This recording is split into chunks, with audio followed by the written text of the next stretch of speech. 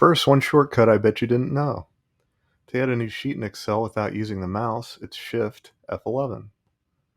Here we have some football data. I'm going to copy it to our new spreadsheet. Now I know they are both the same, but what if I didn't? How would I compare the two? By using CONCAT. So I can include all this data and then write a comparison formula to see if they're the same.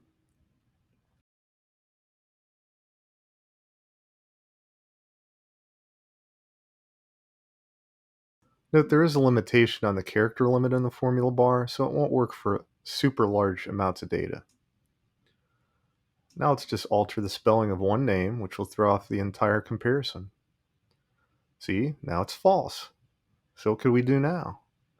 You can still use concat, but this time we'll concatenate all the rows and all the columns individually, and then write a quick comparison formula for each.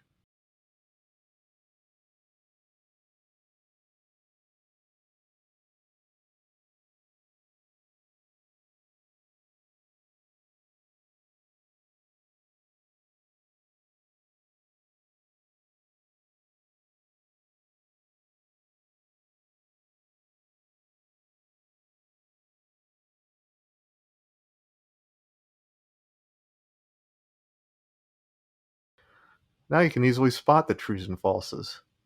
Use conditional formatting if you'd like, but if you highlight the rows and columns, you can easily spot the bad data and change it.